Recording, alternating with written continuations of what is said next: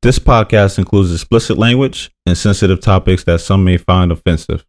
All views expressed belong to the individual speaking and not a representation of any entity that we have been, am now, or will be affiliated with. It's your chance to back out now. That being said, if not, enjoy the show. Previously on the Black Man Misunderstood. No. The reason why I say this is because, like, when people take certain scriptures out, they misconstrue. Black man, misunderstood. It's your boy Mike B. In the neighborhood therapist.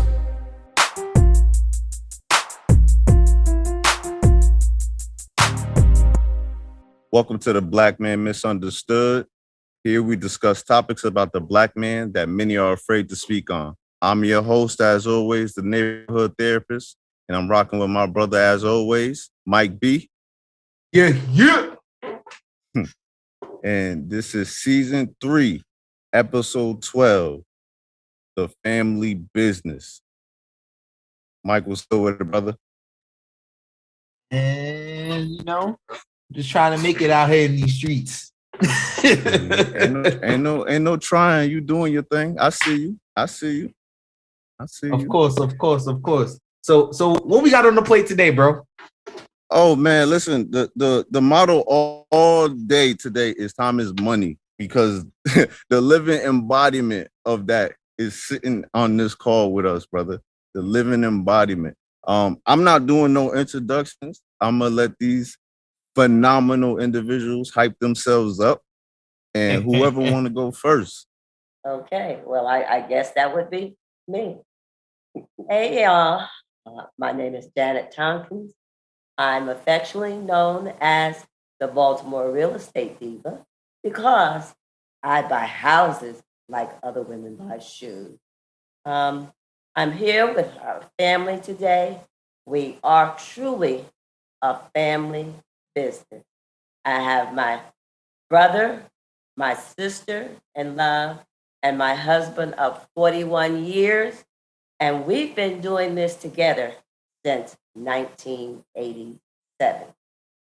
Okay, it's something that we're truly passionate about.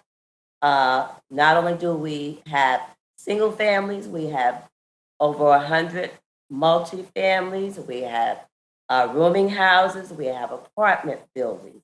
And it's something that we have come together as a family to not only change the trajectory of our lives and our family lives, but we have changed the trajectory of young men and women, single folks, females, males, as well as married families in the Baltimore, Maryland area, Patterson, New Jersey, Atlanta, Georgia, and Jacksonville, Florida.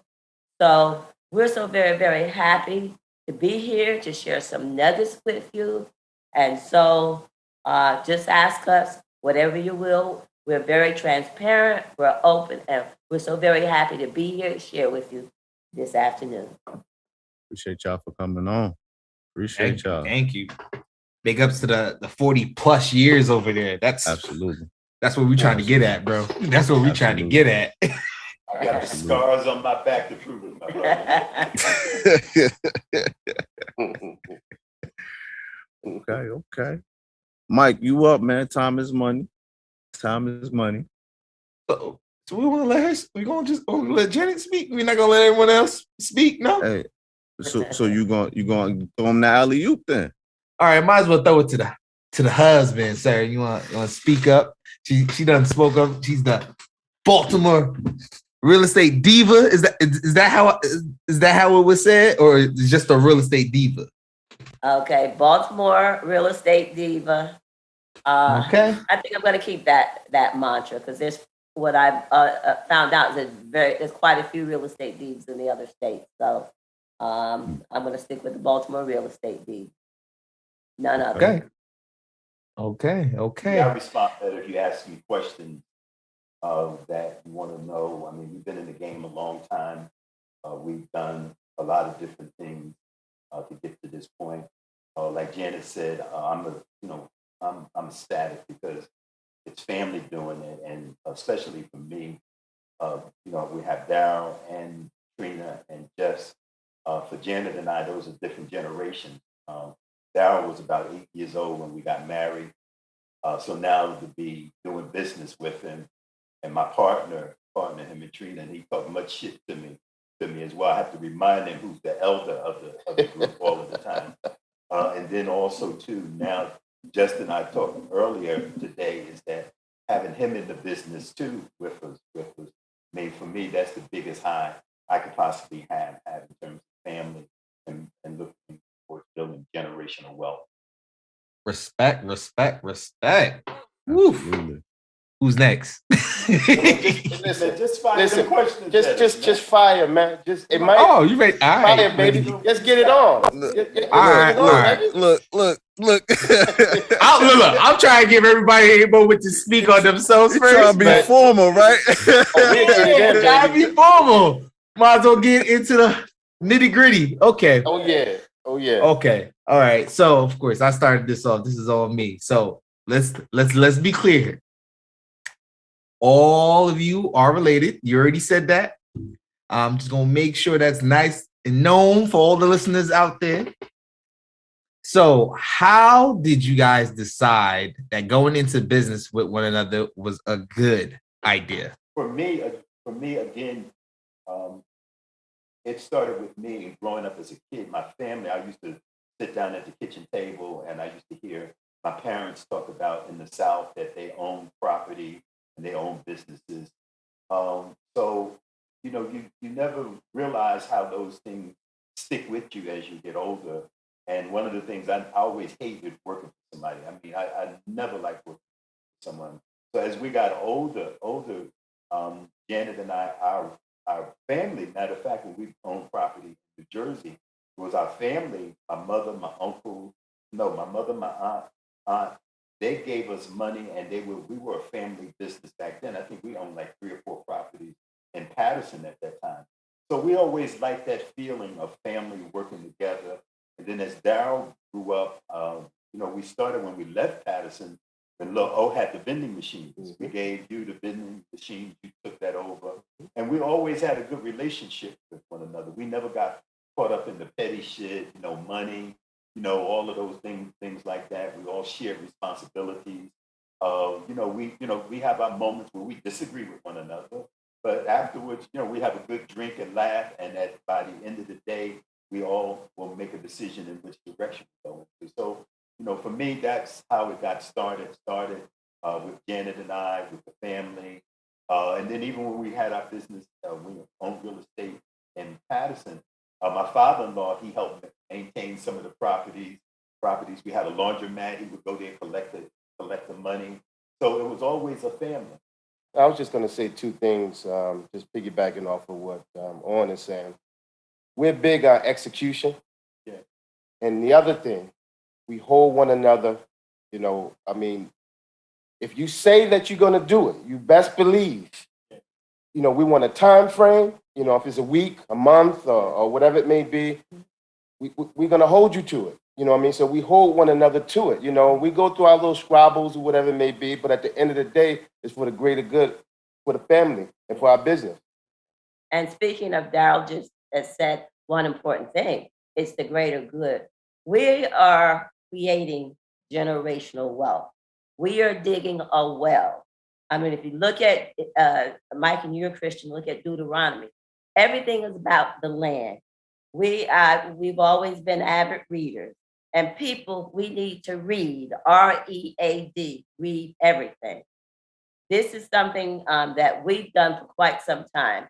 On and I, when we started dating, we started a kitty, but we started saving money.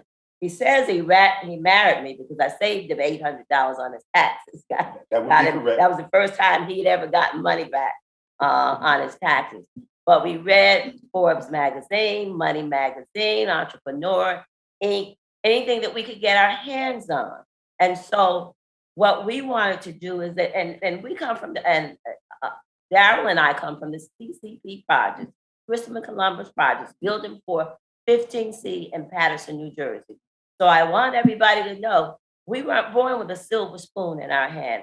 As a matter of fact, I mean, the odds were against us. I mean, of course, as you know, the CCP, where drug abuse and those things were the norm. I mean, the elevators were always broken.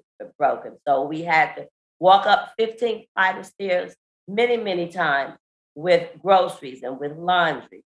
We also, when the elevators were broken, I don't know how many times the firemen were there. I mean, almost got raped one time being on the elevator, on a broken elevator. So what I want young people to know is that your environment does not determine your destination, and that we can all come together. I am sick and tired of seeing Black folks be last in everything. And there are now statistics out there that saying we're in the 1% to become millionaires. And you know what? Those are choices that we have to make. And we can make those together as a family. We used to be that family once upon a time when we were colored. Back in the 50s and the 60s, we used to pull one another along. So we've gotten away from that with being individualism. And so we're here to refute that norm, that we can, as a family, stick together. We can create generational wealth, and we can, if we believe it, and we certainly are doing it.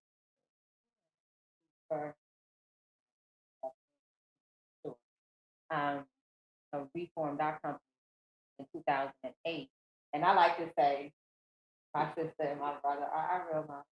They are. And, they encouraged us to step out. So when we formed our company in 2008, they already had the path laid, and how they say, don't reinvent the wheel, just follow the blueprint. And that's what we did. And look at us today, 2022. A lot of success. Yep. Bumps, fuses. Yeah, we've had we've had a lot of bumps along the way. I mean, if you're going to be in this game or any business, it's never a straight path. There are ups and downs, and the biggest thing, I think, the biggest attribute to us is that we were able and continue to be able is to survive those bumps and grinds, and that's because we come together. There is an issue that one of us don't understand. We come together, we talk about it, and we figure it out. We have great relationships with other people that are smarter than us, that have been in the game longer than us, and when we need to, we reach out to them for guidance as well. You have to be able to receive it too. Yeah. Absolutely. And then Owen just said one important thing: relationship. That man back there is the master network and relationship. And as Trina just alluded to, it's about giving. Remember, when you give, and when you give more than you receive, you absolutely reap what you sow. So you should be planting seed. Don't worry about the money at some point, because for us, it's about the money, but it's also about the challenges, and it's also about the next generation as well. We say in my church, we say it's all about relationship, and it ain't about nothing. So, and I try to get young folks to understand that build those relationships. Relationships are one of the reasons why we are very, very successful. The other thing is because we care about what we do and we're passionate about it. Our mantra is we're not going to give anything that we can't live in ourselves. Because just because we have Section 8 folks and subsidize our market rate tenants, our public tenants, our welfare tenants, they get the very same treatment. They get the granite countertops, they get the hardwood floors, they get the stainless or black appliance. And so we've actually changed the game. And we were doing this 10, 15 years ago. We now, which I didn't mention a little earlier, we are the first African Americans to build from the ground up in Paterson, New Jersey, a 174-unit apartment building for grandparents raising grandchildren. 74 units. I'm sorry, that's 74 units. And you guys take it from there. Okay. So that's a little bit about how we got started, our philosophy. And we all have relationships. It's just not one person. Right. For relationships. Everybody has relationships that they bring to the table that help it grow. It can't be just one person That's right. that's doing it on the relationship side. A relationship to keep it, everybody has to be pulling. Like you said, everybody has a part. Everybody has a part to play. Yeah. Definitely appreciate all that. Appreciate all those learnings and lessons. And basically going to the next question, you guys already kind of started already answering it, and basically looking at the pros and cons of working with your family members, right? In the family business.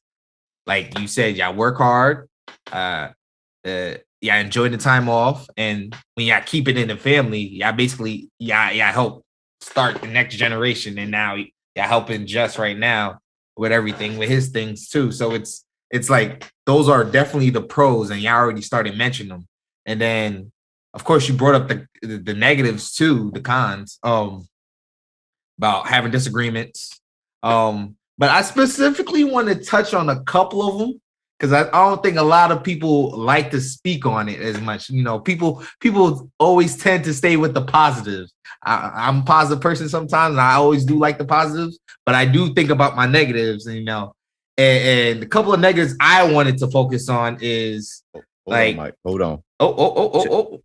You know how I am, bro. Words mean power. You keep using that negative word. Growth edges. So let me say this, Jess, not to cut you and Mike off, but so Mike, really, when you're speaking on negatives, we really don't have, be honest with you, we really don't have no negatives, right? So let me just give you, a couple of instances, right? So again, like my wife, alluded to, a lot of times we piggyback off the Tonkins, right? Our big brother and our big sister. They are real models. They're not our role models. Those are our real models, right? So what they'll do is they'll look at, I want to bring out like the rooming houses, right? Now, my forte coming into real estate is property management. So I'm known for having, 1,000 units, 1,500 units, multi-family units, right? So when the market was taken back in, let's say 2008, 9, and 10, down in Baltimore, Owen and Janet, they was getting into the rooming houses. So of course, when they get into something, what they do is they call Trina and myself, and they say, "Hey guys, you guys really need to look into doing, rooming houses down in Georgia." First thing I said was, "I ain't doing that shit. I'm not doing no damn rooming houses." You know what I mean? I'm like, no, that's not what I want to do. You know what I mean? So we go back and forth. Man, I'm telling you, man, we can make some money off of that while we're helping people. I'm like, man, fuck that, man. I'm not doing that, man. I'm not doing that. So I ran across a friend of mine from my hometown in Patterson, and he had one house down there that he was doing the rooming house. So I went and I said, you know what? My brother called me talking about rooming houses. I want to know what's the hoopla about this. So he took me over there. He had to think about 5 rooms. I think he was making $100 a week per room. So I started doing the math, and I'm like, okay, maybe I can do this. Maybe I can do this. So, I want to bring that up to say, that's not a negative. We'll go back and forth, then I come back and I go, oh, you know what, man? You know what? You was right, man. The rooming houses, man. Then it turned around. It went from one rooming house. I got really good at it. I had like 10 rooming houses down here in Georgia. He became much better at it than Janet and I did, and how we came up with the rooming house model. I had a HVAC contractor doing some work on one of our properties. He said, well, it was vacant. So he said, well, you got to rent it up again. Why don't you just do rooms? So he introduced me to his barber, him and his barber, they have rooming houses together. So the guy said, I have 125 rooms, and they all pay me an average of like $125 a week. I started doing the math. This shit ain't bad. So then, he gave me a ride to some of his rooming house, the barber. So he happened to open the glove compartment up, and a number of rolls of cash fell out of there. I said, shit, down, man, let's get into this. Dad was like, no, we're not doing that. Man, I'm not crazy as hell. So, I mean, that's how we go back and forth. Now, sometimes on the relationship side, husband and wife, can get a little dicey sometimes. Yeah, and I was gonna get into that. when you have, like, I'm an A personality. She's an A personality from a female side, right? Very strong, very opinionated, the whole nine yards. So we have our disagreements, but it's never disagreements where it jeopardizes our relationships. I mean, we'll get pissed off and we'll go, she'll go in one room. Thank God we got a big enough house where we can both be on different sides of the house and not bump into one another. But I mean, at the end of the day, we still come back together. We understand that although you're taking it personal for the moment, you can't let that fester and then grow into something else that destroys not only your business, but your relationship as well. And I think we've managed that well to keep moving forward. But still, I still don't see that as a negative. No. Well, You understand? Yeah. I still don't see that as a negative. I'm just saying because Mike was using that word loosely, negative. Yeah, you understand? I still It's don't see life. that. Right, it's life. No, and it's growth. Right. It's also a part of growing. And you got to remember, you learn from everything that you do, or you should learn. Otherwise, you continue to do the same things over and over again. Yep. And remember, if you keep doing the same things over and over again, you get what? You get the same results. So, I mean, and it's just like everything. You have the good, the bad, and the ugly. And in real estate, you are going to have that. You got to remember, we started as trailblazers. Right now, there were no bigger pockets. There was no internet. There was nothing. I mean, I think the only books that we read was No Money Down by Alan Rogers or something like that.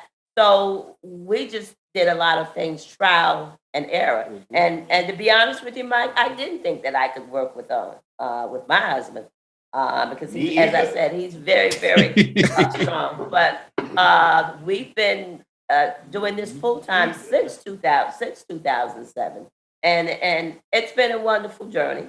And as he said, we don't always get along together, but we know we have a common goal, and then we love one another dearly. And the good thing about this family has a lot of love for one another as well. Yeah, it's what, when you're in business, I don't think you don't want yes people. Right. You want people, everybody to have their own opinions about things, but respectful of one another, so that way, you're smart, but you may not know everything. Right. Nobody knows everything. Down another example. We were negotiating this big deal, right? So this property in Patterson. So the lot, somebody was offering us $500,000 for it. So Darryl said, man, fuck that. I look at him like, $500,000. And you know how much we paid for it? Nothing. The only thing we had to do was deal with legal fees. I'm like, huh? So when we left the meeting with the person that made the offer, I said, Darryl, you know what that shit was? $500,000, man. You got $500,000 on me now. So we went back and forth. So good thing he did do that, because we wound up agreeing to $750,000 for. We came back at $1 million. I think we came back at $1 million, something like that, and they counted at $750,000. But that's an example of us going back and forth with one another, challenging one another, and I think that's healthy as long as you keep the respect there. And one thing as a family, we do keep the respect there as a family. And then the other thing that I love about is, I mean, there's no ego here. You cannot survive in business with an ego. Okay, so you got to put the whole of it, and as I said, you got to keep the goal in mind. So, and that's what I love about it. No ego. And then I am so proud of my baby brother, because initially when he would come down, he would just sit and be quiet. But now I see what he was doing is he was just taking it all in. Now he sits there and sits in a meeting and he just rattles off stuff, and I'm just sitting back and say, oh, look at him. He's he's truly learned. So I'm very, very proud of us, and we should have a lot be proud of it because where we all came from and where we started from. But they mentioned they learned a lot. So we learned a lot. Yes, and they keep us young. That keeps us like that. Keeps us young. Janet and I watch Dow, like Dow, they always trying something new. Oh no, you gotta get this, you gotta do that. And oh man, I don't want to spend that money. He's like, well, what you gonna do with it? So Dow, came up with this old saying that we do as a family. We work hard, but we play hard. Our whole thing is that we started off out getting away once a quarter. Now it's like once every 2 months. But now we're talking about them getting away once a month, going somewhere. But again, you work hard, you play hard, you save money too. But again, you have to enjoy life, because you never know when it's your time, and you can't take any of the stuff with you. And these 2 years has shown that. These last 2 years during the pandemic has shown that. I mean, you can have all the money you want, but relationships are better. And as we get older, knowing and I are the elders, to me, that's most important is the relationships that we have with one another. And then giving back and sharing with any and everybody that we can. It's anybody and everybody that's willing to listen. And that's the key, because everybody is not ready for it. You can't let money be the driver. Like we were talking today, there was something on the internet with Elon Musk and Jeff Bezos. They say year to date, they both have lost $124 billion. Now imagine they lost $124 billion. I mean, they still keep moving. That's the ebbs and flow of business. So, you have to be able to ride the curves, enjoy wherever you are. We try to make sure that we don't get too low. So when we look at the market and the market adjusts, you have to be flexible and adjust with the market. And that's what we do. And Darryl and Trina, they keep us young, man. I mean, really, they keep us, I see them and the love that I have for them. I always look forward to being with them. Although Darryl get on my nerve, I ain't gonna bullshit.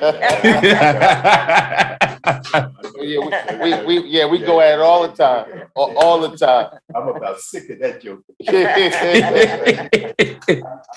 say that. I always love seeing them. I can't wait for 2 weeks. When we're going to Jersey, when we're coming down here. So that's just the love that we have, and it's not about money. And really, the other thing that we fail to mention is that one of the things we want to make our parents proud of. Yep. So a lot of the things that I do now in my life, though my parents are no longer here, that instilled a lot of the value in us. I do things and I said, man, I know my mother. I didn't know my father that well, but I said, man, I know they'll be proud of us. And I just wish, I told Janet one day, I said, I wish they were here so that way we could give them a house for them to live in. I mean, because we got so many properties, man, the biggest, one of the biggest joy that it would have been for me is to give my mother and aunt a house of pops and, a house, but pops had to be a little distance there. Pop couldn't be across the street. He had to be a few miles. But again, to be able to do that, give that to them, because if they didn't instill the values that we had, they would be able. Absolutely. So I hope that answered that question for you, Mike. Look, that question's answered. We ain't even gotta come back to that. Yo, Mike, you good, man? Yeah, I'm good. I'm over here listening to everything. Eating it all up. Let me see, because some of these questions we can skip, honestly, because they've been answered. No, listen. Now we need you to bring it, baby. Bring it. That's what I'm saying, Mike. Listen, see, they are under the assumption, right, that the podcast is going to go the rest of the way like this.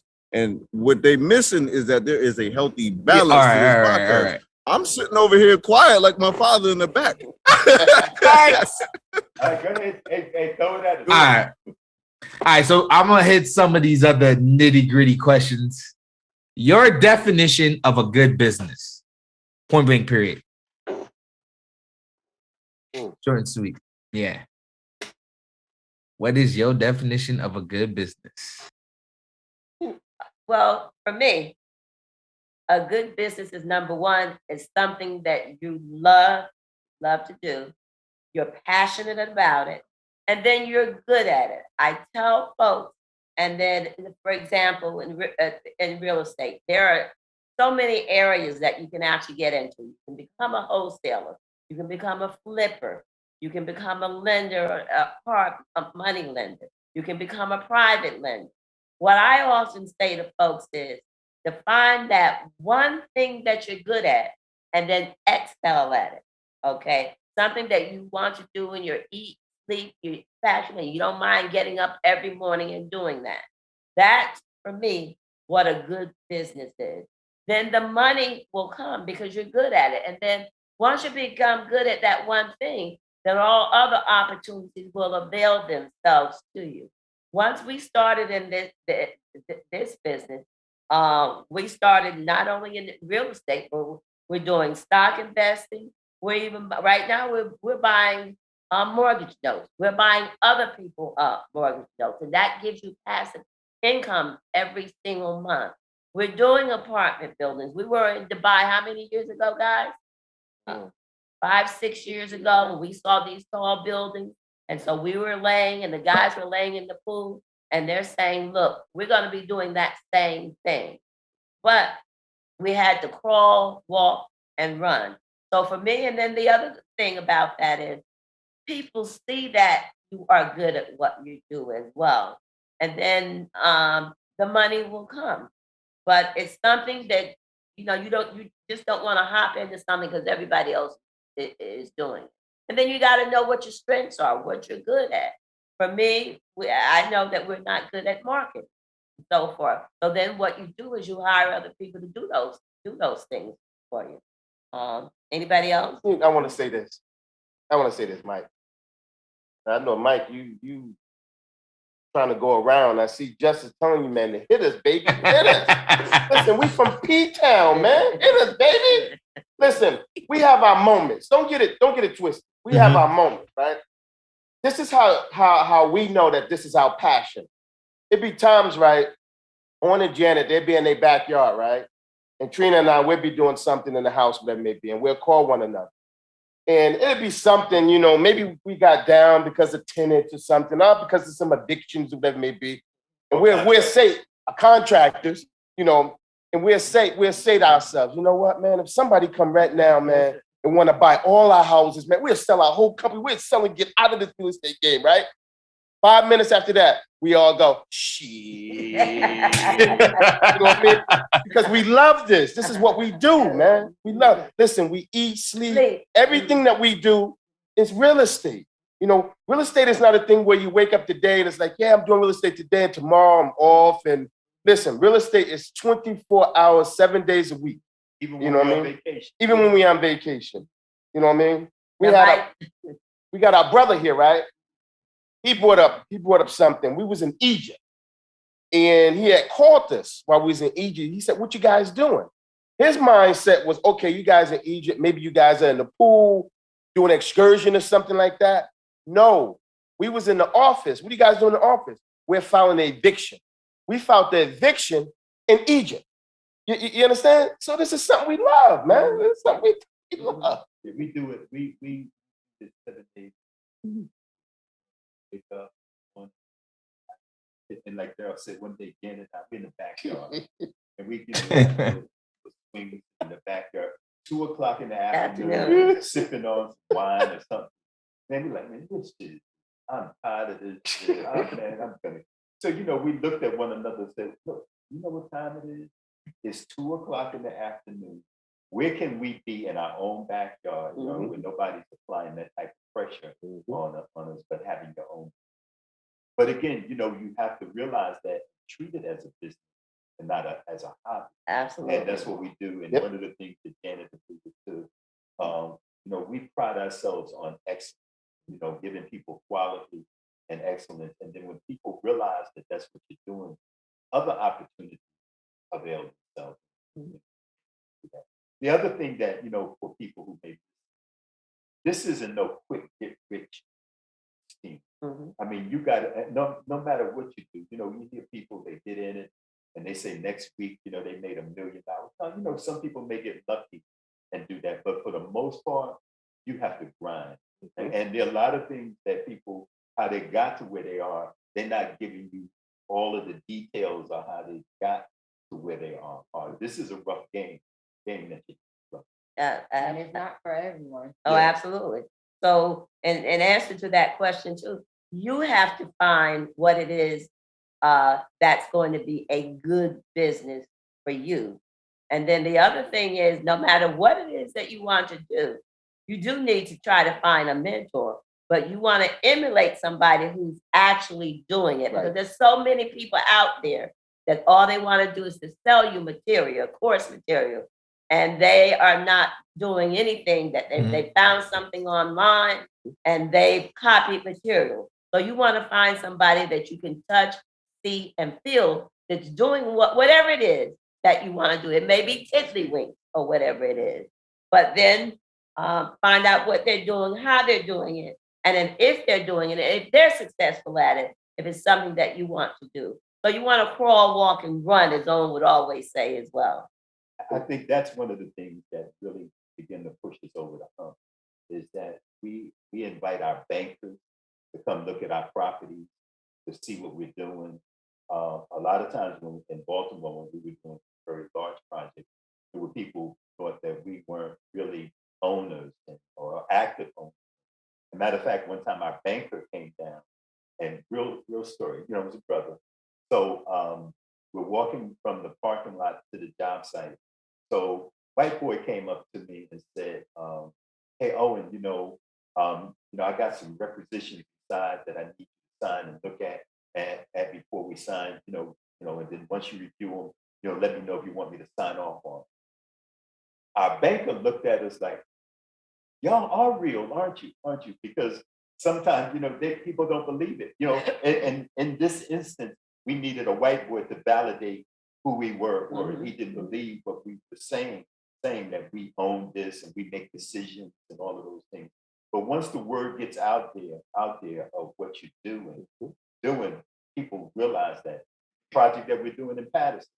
We had the mayor of Patterson come to Baltimore to see it, because we wanted him to touch, see, and feel what we were doing. Because when we came back to him and doing the 74 unit project, we didn't want to be pigeonholed into, well, the only thing you can do is a 2 unit or 5 unit property. No, we want to let him know that the projects that we've been involved in are as big or bigger than a lot of the white boys. And that's how we get down, man. Respect. Yeah, Now, respect all that. Go ahead, bro. Yeah. Oh, you know what time it is, bro. I know. Time to flip the switch. Go ahead. Now, y'all done spoke to envy and pride, not in those words, but basically you said you can't be prideful in family business for it to work. And yourselves are not envious of one another, because y'all build off of each other's energy and off of what each other is saying, because y'all are open-minded. With that being said, the money aspect of it, right? Because I'm hearing y'all throw a lot of numbers out there, right? So I don't count nobody pockets, but I'm just saying, it sounds like y'all making money, okay? So my question is,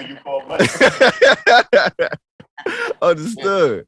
So my question is, how do you avoid greed and losing yourself in the money when it's coming? We don't let money is not the drive. Money, you if you're in any business that you do, you're gonna make money, you're gonna lose money. Just like I just alluded to, nobody that I know has, and I don't know them, Bezos and Musk have more money than they lost $124 billion. So I mean, so you can't let money be the only determining factor. Like Janet and everybody said, you have to be passionate about what you do. And then one of the things that's key, that when you're making money, Daryl said this one time, you always have to prepare for a rainy day because it's gonna rain. It's gonna rain. It's gonna rain. So you always have to put some reserves aside so when it rains, look, one of the things that we do, we save money. Bruh man ain't ever gonna be broke. You hear me? And you know what? And I say the same thing. I ain't gonna never be broke.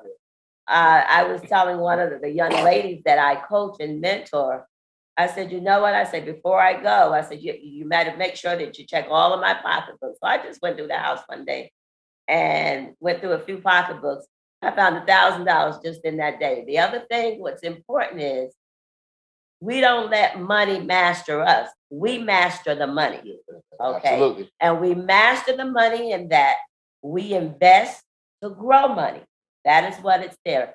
And not only that, we are giving. Our tenants get scholarship money from us. They've gotten bedroom suits from us. They've gotten notebooks. They've gotten coats. They've gotten clothing. So it's I got a couple of my tenants that if they're good tenants now, and the kids are going on to college, then they're gonna get some scholarship money from us as well. So it's also, for me, it's also about being altruistic also and giving back and also being humble, because believe me, if you're not humble, God will humble you at some point in time. So you got to be humble and you know, you reap. I always tell everybody, you reap what you sow. We don't give just to get back. We just do it to be doing. For example, today, and typically you don't let your left hand know what your right hand is doing. But I mean, there was a young lady in the grocery store today. And so she was autistic, but she worked in the grocery store. She was a cashier. And so we were wondering what she was doing. So another young lady came up and said, well, you know, she's trying to buy lunch and she's buying some food. Well, she's gonna have to put it back. She's gonna have to put some of this stuff back because she don't have the money. So I'm looking at, and they were there about 10 minutes. So my sister and I sat in line. So I said, well, how much is she short? So, because they had all this food and they was putting half of it back. I said, well, how much is she short? She said she's $40 short. I said, I got it. I got it. And you got to do little things like that. I mean, because for me, God put me here to be a blessing to others, and He's blessing us tremendously. We are living beyond our wildest dreams. I could have never thought. And Owen and I were six-figure salaries when we left. I did Verizon for 35 years, was blessedly with both a 401k and a pension. Okay. I learned things. I've learned by reading, I've learned how the masses, okay, or how the white boys live. Like I said, they lend money. I didn't know what a self-directed IRA was. I have a self-directed IRA now. My coaching students, I coach people to do the same thing, to buy, rent, rehab, refinance, and repeat. And so if they're good enough to come with me, you know, I charge them, but I will loan them the money. I will loan them 65% of the acquisition and 100% of the rehab fee. And then I get my money back, teach them, okay, we're gonna refinance, and I want you to be able to take the cash out that you paid me. And so we got 23 and 24-year-olds with 2, 3, and 4 properties of their own. And some of these properties I could have kept myself, you know, if greed had stepped in. But no, you know, I want to see our folks. I want to see us as a folk to come as the other folks, or the Hispanics are even surpassing us now. And I want to change that mindset. I want to change that. As I always say, you know, if you teach someone, you want to teach them how to fish. You don't want to just feed them. You want to teach them. If you teach them for a day, to feed them, you feed them for a lifetime. Show them how you feed them for a lifetime. See, Mike, you know, Justice talked about flipping that switch, right? So let me flip the switch a little bit. You know, I'm still a little raw, right? So we got a payment in the other day, and I got a beef with Arm because I haven't gotten my chunk of that cheese, man. I said, when you come down here, I need my money, bro. I'm gonna give him this You know what I mean? right now. $150. Nah. Nope. And just to show you how we don't get caught up on the money side of it. The account that he produced, you know, I'm the only one. Yeah, I can't get into it. I can't get into Daryl it. can't get into it. So he asked me, you know, he on the phone with just talking about, I want all of it, man. You keep $35. I said, well, you get into the account, man. You can take it all. You can't get into the account. So, Mike, that's the negative part about it. Since you're talking about the negative, you see he's holding that money. He didn't talk about giving. Now, if that was me, he said, yo, homie, you don't have to put some of that shit back.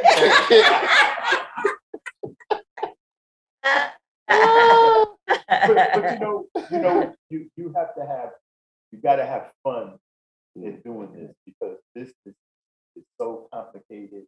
There's so many components to it. If you can't find stuff to laugh about, and even the crazy stuff, and smile at yourself, you go crazy. You might as well quit. And I don't care what business you're in, because again, you got to have different people that bring different components to the table. And like Janet said, we all give back. Like when we go to Jersey, just to test, we meet with the mayor person, our banker, our architect, a joint venture partner. They have way more money than we have. Having one or two other people. There's a couple of spots that we go to, happy hour, dinner.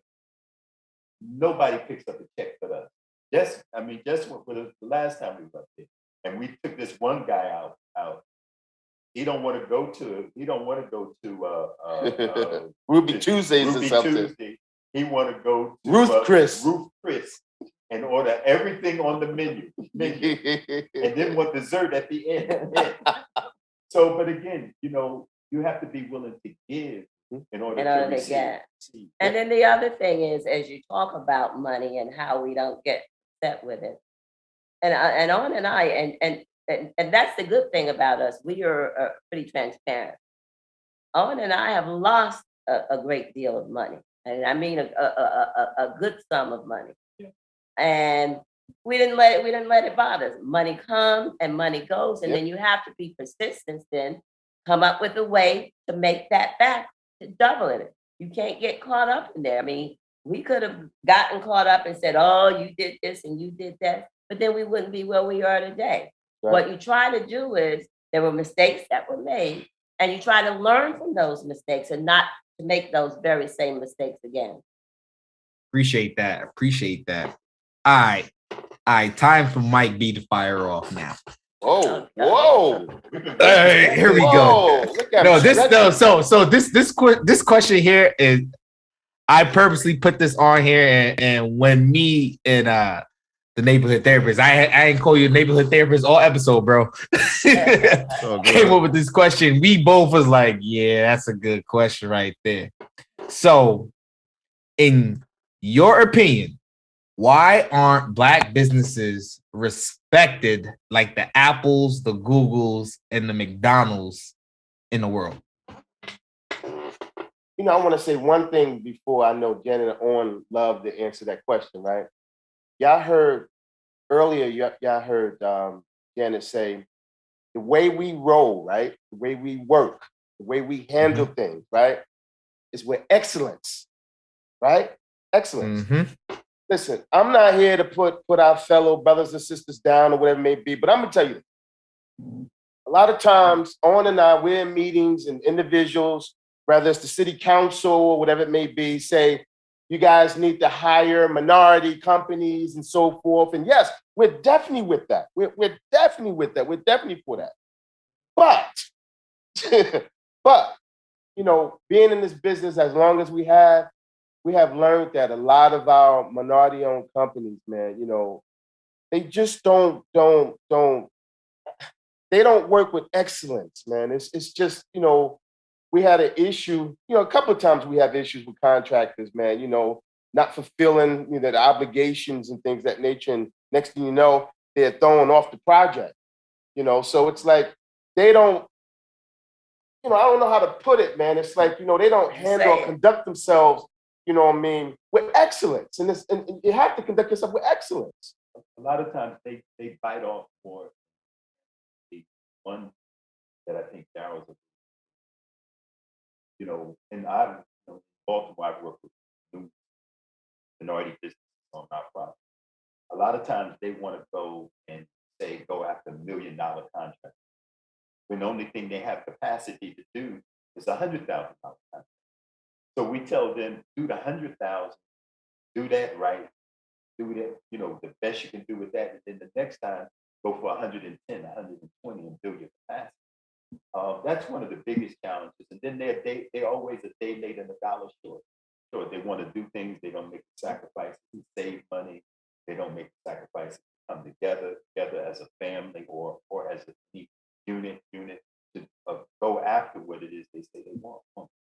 Darren, all of us, and we say this to you and whoever listens to it, when you look at wealth, because you brought up the Google and all of them in the world, you look on Forbes, for whatever Forbes the work is, you look at all of the black, me and Darryl tally every black billionaire on Forbes and say, I forget how many there were, 50, 20 of them.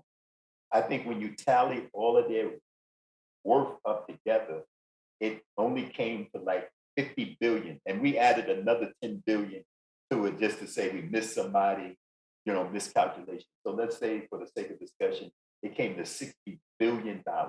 That's all of the black billionaires that you know of.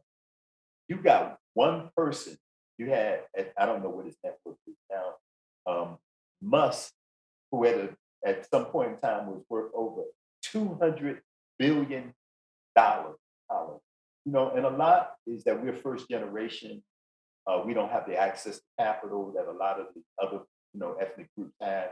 And one of the biggest things too is that we don't stick together as a group. And then I want to answer that question too, because Mike, what you said is that why don't we others respect us?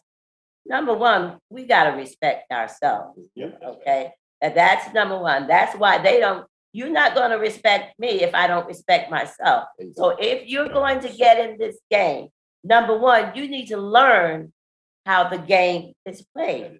If you need to look like a duck, then you need to know how to look like a duck. One of our savings graces, and why we're so very successful, is when I put a banking package together and I give A, B, C, and D. I don't have to do it anymore. There are tabs. So say, if they want, when you're going into business and you're going for a loan, you know that they automatically, they want 3 years of income tax return. They want bank account statements. You need to give them what it is that they're asking for. I've been successful when I had white boys come back and tell me from banks, we love the way that you put together, Pat. We don't have to ask for anything else. You want to make it easier for them. And then, as I said, you got to build relationships. When Owen and I first went to Baltimore, we did not know a soul, okay? But number one, we pride ourselves on having good credit, okay? We ain't always complaining, and we've always had good credit. Once again, and that's learning how to play the game. We've been taught our kids, you know, from early on, this is how you play the money game. Read Rich Dad, Poor Dad. And also it's the little details that will help you. Sometimes it's not the big, but then we have others, and you have others that they want somebody to give them something. No, we need to start with ourselves. But as a family, come on, put $10 together as a family, then build that up. And whatever business that you're in, learn that business, learn the ins and the outs of that business. Even if you have to get a mentor. And let me tell you, truth be told, I mean, white people are willing to help you if you're willing to help yourself. And we're so often not willing to do that. Yep. And that, you know, that just hurts me so much. But I mean, that's exactly what happened. And then some of us may be good cooks, but just because we're good cooks don't mean that we need to own a restaurant. because there are things you need to know how to hire people. You need to know how to pay the income taxes, how to pay the payroll taxes, and all those things that the business entails. So I think those are choices that we made. We got to look at everything. You made a choice, good or bad, whatever it is, and there are consequences that come with each choice that you make. The bum on the street, that's choices that you made. We need to make better choices. And I'm just so afraid that, I just ask the Lord that we can humble ourselves and that, as African Americans, in my prayer every single morning is, He doesn't wipe us off the face of the earth because He don't need us anymore. I mean, we're not the dominant minority anymore. Okay, so but I just pray that we don't go away. But if you look at us as the masses, my prayer is that the masses, okay, that all of us are in the same, that we're looked upon down, that not just 1, 2, or 3 of us make it. I don't know how realistic that's going to be. I don't think that's ever going to change. One of the things that I did this some years ago when we first went in, we had a banker, and he lent us some money. And how I met him, white guy, and we developed a real good relationship. So I went to him and I said, our business does, sir, we need money. We need a loan. So we went out. We didn't have to go to a fancy restaurant. We went to a hot dog place. So he asked me, he said, how much do you need? I told him, I gave him the dollar amount. I think at that time it was like $60,000. He leaned over to me and said, is that all? And I was like, yeah, that's it, 60,000. So he called his secretary at his bank and said, hey, look, he said, when do you need it? I said, whenever you can get it to us. So he said, he told the secretary, draw up the paperwork and told me to come pick up the check tomorrow, which is the next day. I didn't have to go through no loan, no committee or anything. Then as we developed our relationship, we would wind up doing lunch maybe once every other month. He said to me, look, Owen, I hire African Americans and Hispanic and other ethnic minorities in the bank to do these types of deals. He said, why are your people more harder on you than I am? And one of the things that we can attest to, not every African American, but a lot of times the people that we run into that sometimes put the biggest obstacles in front of us wind up being our people. And one of the things that we're very good at playing the game, we understand the paperwork game, like the package, the loan packages that Janet packages are impeccable. I come from government, so I know what they're looking for. Darryl and them come from, Trina comes from banking. So when we put a package together, we know how to present, we know all of those things. But sometimes our people are the worst, sometimes they are. For us. And again, too, our people, we don't think big. You That's gotta right. think That's big. right. You gotta, when we were in Jersey and we used to talk about we want to own apartment buildings, people looked at us like, are you crazy? How own apartment building? So, if you're talking to people who don't dream big themselves, they can't think of you doing things that they can't think of themselves doing. That's right. So you have to expose yourself to broad-minded people, whether they are black, white, blue, green, or purple, if you're gonna grow and get to where you're gonna get to. Bezos, Gates, none of them, I guarantee you look at the circle that they surrounded themselves with, it was people with large vision, because if not, they would never be doing what they're doing now. Gotta know your worth. Yeah. Absolutely. You said it, sister. You got to know your worth. And I think that's where some of the issues come from with us, especially with self-esteem, especially with a lot of us that was born in the 50s and the 60s. So the low self-esteem was there, even as far as myself. At one point, I just thought Verizon and New Jersey Bell was the only thing for me. But of course, learning once I retired and seeing what we're actually doing Now, absolutely, the sky. I know for a fact the sky is the limit. Right. Let me say this. I want to appreciate y'all for coming on here and dropping all these gems. Facts. And yeah, big facts. And as I reiterated earlier, and I'm gonna reiterate it here, time is money. Mike, we got about $10 left. So I'm gonna take a 5. And I'm gonna take a 5. So what that means is so what that means is I'm gonna hit a power real estate question. Mike, I want you to hit a power real estate question. Let's get these jewels, man, that the people listening deserve, you know, because you have to pay for this. I want to be very, very clear. Y'all listening to this episode, and half of y'all like, man, yeah, I hear you. But the rest of y'all listening, like, yo, these are gems. Let me be very clear. You have to pay to get into the room with these individuals that are on this podcast. So I don't want y'all listeners to get this confused. You know, oh, they just doing a favor. No. It's some things that I gotta do on the backside after this. You understand? Because it's family. It's an understanding. It's family business. But I'm just appreciative of y'all because the game that y'all giving out is, you know, shout out to Gillian, $1 million worth of game, but y'all are the walking embodiment of that. So I'm just appreciative of y'all. I wanted to give y'all flowers. That's just something that I do. So I'm truly proud of y'all as a family, as a business, as Black folks, as a unit. You know, just much blessings to y'all. Okay. Okay. All right. Thank you. All right. Thank you for All having right. us. Absolutely. Mike, you ready? Yeah, I think I'm ready. You want to go first, or you want to? Nah, I know I'm ready. I know which question I want to ask. All right, hit it off. Biggest question of them all for me. All right, so with real estate, what was the biggest challenge you experienced, but there was no way you could have planned for it ahead of time? You know, I'm gonna let the Tonkins go. The only reason why is because, as my wife alluded to, they are real models, right? So we seen their ups and downs, and that's the reason why they are real models. We seen them go through trials and tribulations, right?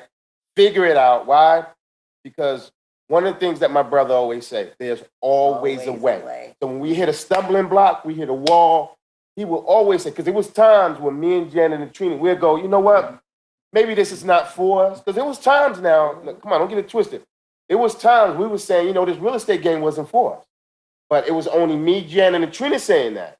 On would say, man, get out of here with that. Man, there's always a way. Always a way. You know what I mean? To this day. To this day. We hit walls. So I want to bring up one stance, one for us, right? So Trina and I, when we first bought our first rental property down here in Georgia, right? You know, we paid cash for it, right? We did the renovation cash with our own money, right? So we depleted our funds.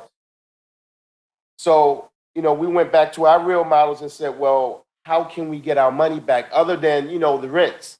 You know, if we're just counting on the rents, you know, that's going to take a long while, you know what I mean, to get the monies back. So on and Janet said, well, the only other thing is we have to find a bank, a financial institution or something like that that's willing to go ahead and refinance so we can take the monies out. So we said, cool. We went to Chase Bank. I was with Chase Bank since I was 18 years old, 19 years old, right? I went to Chase Bank. Chase Bank said, no, that's not something that we do. We was banking with a bank down here, Washington Mutual. They said, no, the dollar amounts that you're looking at is too low. So I'm like, okay, well, give me whatever you feel that maybe we qualify for. No. So no.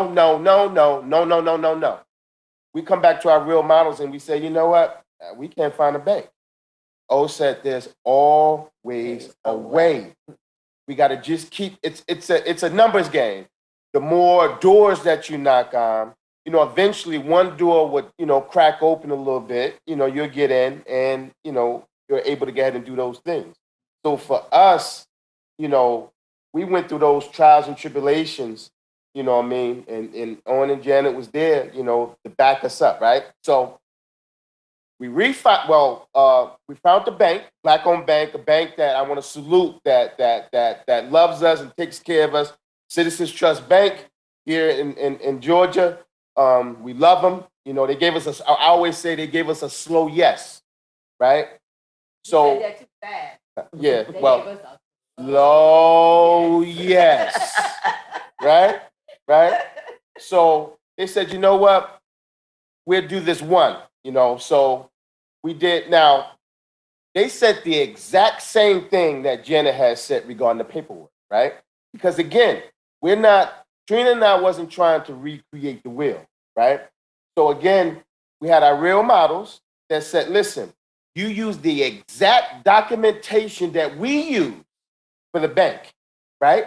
So we had it line item by line item. You know what? My philosophy was, and I learned that from Janet and Owen, was answer the question before the question is asked. And I always teach my kids that, right? So the bank had no questions. When they got my application and everything, they had absolutely no questions, right? The only thing, like my wife said, it was a slow yes. It took them 8 months in order for them to come back to refinance that deal. Now, mind you, this was in 2009, so it was still around the time of the collapse, right? The mortgages and everything, because they specifically said this is something that we don't do because of what investors have done or whatever it may be, loans and so forth. We was able to refinance. But again, it took us that 8-9 months in order to refinance. And for some other people, they may say, you know what, get discouraged and say, you know what, this is not for us. So that was our whole thing, you know, as far as the Tyson. I think also too with that, the person that you met started at the top, president of the bank at that time, and who told that was because of relationship. Don't go with it. Relationships. I want to say that before Owen continue this. Relationship. I didn't go to the branch manager. I didn't go to the local branch. We went straight to the top. And the reason why we did that is because Owen had a relationship with the CEO and president. And I think the same thing during that time. Nobody was no bank 2008. Nobody was loans. And we was in the same pickle. So we had to find somebody that would finance our project. Did you know, and you know, we got that hurdle.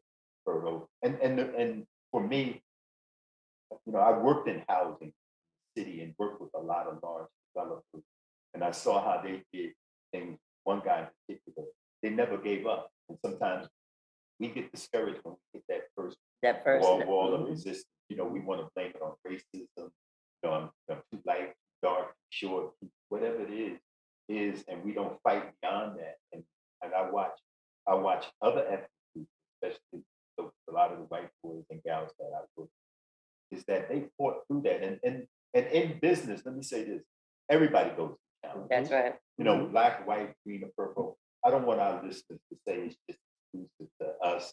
You know, people of color. You know, I've been listening. You know, I listen to white boys. They go bankrupt just like we go bankrupt. You know, but the ones that make it have the ability to fight through it. They sustain. They have great relationships.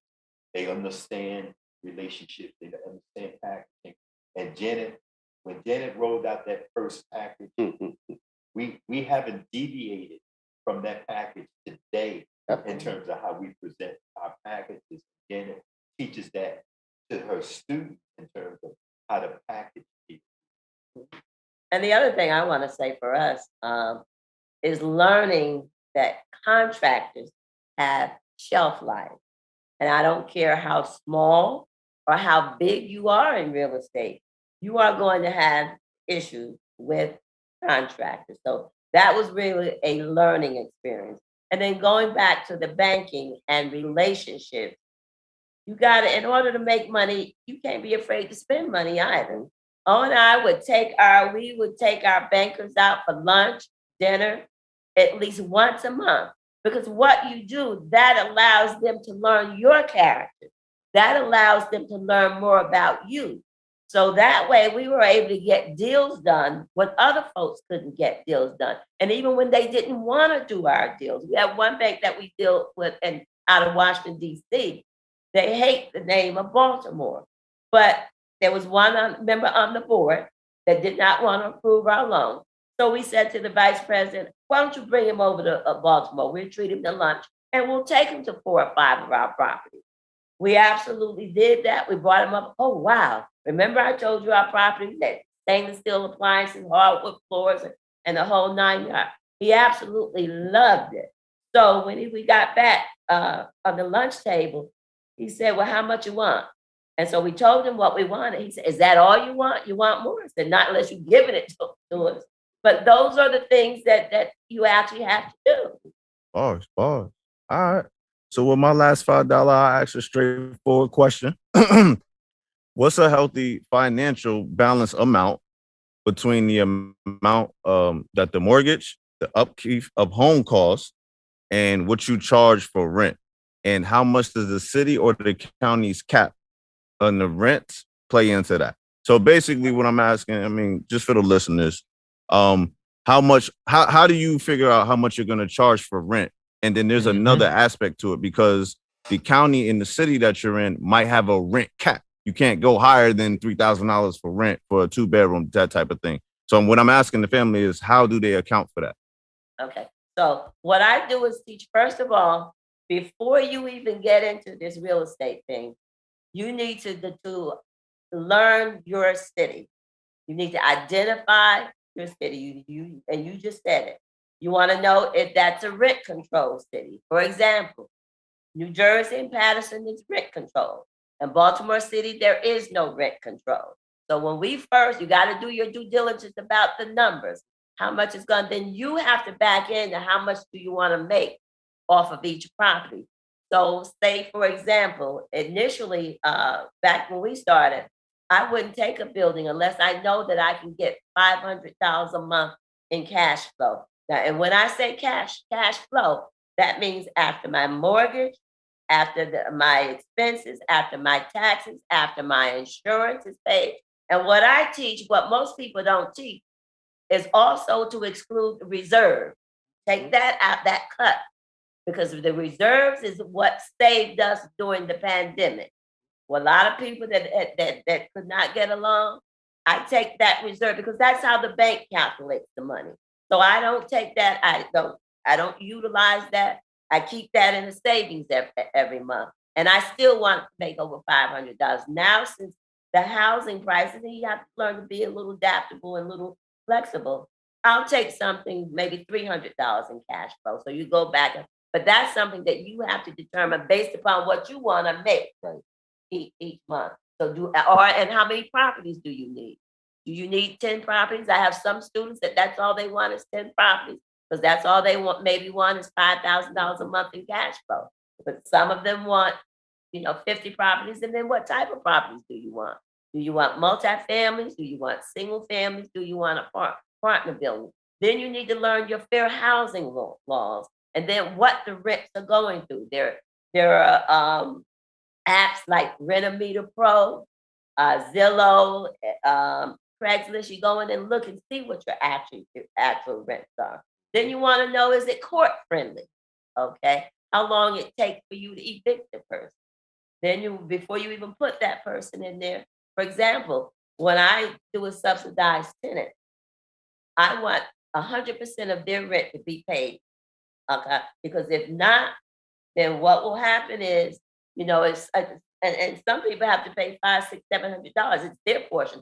Section 8 or whatever may have to pay another portion of it. But you want to try and get those where 100% of that rent is paid, because you're still responsible. You still have to take them to court for their portion. The other thing that people don't do, especially when they're dealing with Section 8 tenants, by law, you should be treating them exact same way as a market rate tenant. So you should be doing credit check, background check, criminal check, and all of those. The reason being is, okay, say they've got a first-time voucher, okay, but they're coming from you and they owe you $15,000, $20,000. Section 8 doesn't care about that. Okay, that's why they're coming to them in the first place. But that's why you need to be doing that background, because if they skipped on me for $15,000 to $20,000, then at some point, if they have a portion to pay, they're gonna do the same thing. We are creatures of habit, and some of us do change, because I get some, but because this is a ministry for me as well. They cry, oh, Miss Janet, please, nobody won't give me a chance. This. And guess what? They do the same doggone thing. So you got to treat it as a business and treat as a business and treat everybody the exact same way. So if you have a minimum credit score of 640, and if they have a 630, then they don't get into you. Then they don't get into your unit. It's a reason why that they have these very low credit score, that they have these very low credit scores. So all of that is individually up to you. That also may determine, because if you have a full-time job, okay, you may not need an extra $500 a month. You may only want $250 or $300 a month. So all those things play into it. Let me say this. What I'm gonna say, with a lot of y'all questions that you guys have, this is gonna tie everything together, right? Gonna tie everything together. So, we have conference calls, throughout the week, with the family. And sometimes me and we go back and forth, right? Me and we go back and forth. We go, man, I'll tell Owen, man, you gotta talk to your wife, man.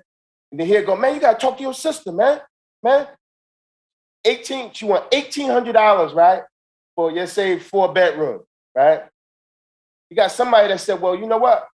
I got $1,775 I can give you. And she turned them down. No, I want $1,800. So we pulling our hair out. You see me and don't have any hair, right? We pulling our hair. We like, what is she doing? The property, listen, it's been vacant for 30 days, 45 days. No longer than that. She won't even cut it down, $25. So that's Said what she right. When said. you talk about the negative, that's your negative right there. I've learned. You talk about contract. So the contract as well. Let that moment fuck up. Your fault. Yeah, it's your fault. And you recommended him. I'm like, yeah. What am I supposed to do? Go beat the guy. There have been times. Especially if he's in there a year. There have been times where we have done that, but you can't do that. Yeah. It's just, that's contract stuff. And let me say this, even on our large projects, some of the projects that we have contracts that national contracts. They're the same way. Yep. They go in as stuff. Yep. Or even when it's finished, there's all kind of change orders that have to be done, punch this item. So it doesn't really matter how big or small you are in contract. It's just things that you have to learn.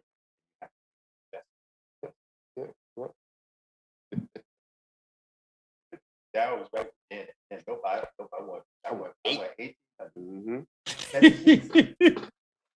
But guess what? I'm getting it now. Talk to him.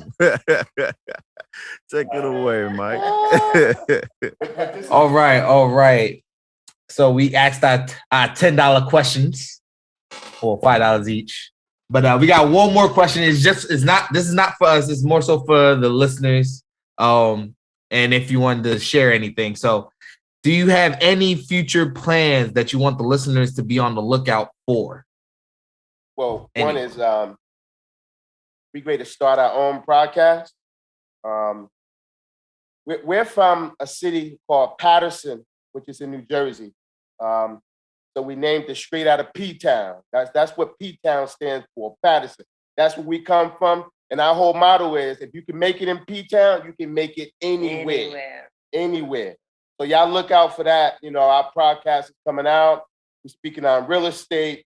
We already got our coaching going on. So if you guys want to learn about real estate, and as the neighborhood therapist put it, yeah, that may be a little small cost, but we want individuals that's serious at the end of the day. At the end of the day, we want people that's serious. Because the thing is this, and I always say this, is that the only thing that we have in this world is time, and we don't have enough of it. So don't waste our time. time. And it will be a cost. There's nothing like No, you don't That's get right. anything. You better watch out if somebody says they're gonna if give you they talk about they're gonna give you something for free. You There's better nothing. nothing for free. And the other thing, watch out for the Baltimore Real Estate Diva. The first book, The Turning Point, will be out in September, and it's going to talk about some of the challenges and where I come from. 'Cause as I said earlier, most people think we were born with a silver spoon, and it absolutely was not. I suffer from low self-esteem. I talk about low aim and no aim and how I overcame that. And so I'm in there with Jack Canfield, who wrote Chicken Soup for the Soul, and many of the other, and it's worldwide, other entrepreneurs in that particular book. And then the second book is coming at the end of the year, Pocketbook, Houses, Shoes, You Choose. Thank you. Thank you. And and as Daryl said, we also have our own coaching program, and then look for my online course that's coming as well. Yeah, we want to thank you guys too. You know what I mean? Absolutely. I want to thank you guys, man. And anytime that you guys, need us, to come on a podcast or whatever it may be, man. I mean, and they don't just have to be real estate, just let us know, man. Anything you guys need. We love what you guys are doing. Absolutely. And we're so very proud of you young guys as well. You just make us proud as well. And we love you both. Appreciate it. Appreciate it. My last thing. Huh? I can go catch that jet. Oh yeah. Let me end this off, man. Again, I just want to say thank y'all, and I want to give two special shout outs to the reason why I'm even in Atlanta today. Shout out to my niece Ava, congratulations, baby girl. And tomorrow is going down. Shout out to my brother, okay, for making it, achieving it, and popping this thing off and solidifying the legacy of graduating high school. Future is yours, baby boy. Love y'all. Y'all be safe. You already know what time it is. Thank y'all. Yes. All right. What up, listeners? Mike V here. Hope you enjoyed the episode. You can find us on IG at BMM_podcast. On TikTok at BMM Podcast. Facebook, just type in the Black Man Misunderstood Podcast. And then you can find The Neighborhood Therapist at The Neighborhood Therapist on IG. And you can find myself at MikeB_BMM on IG. And if you want to connect with our producer, the DJ himself, Mr. DJ Daxter, check him out at DJ Daxter on IG. All right, folks. See y'all next week.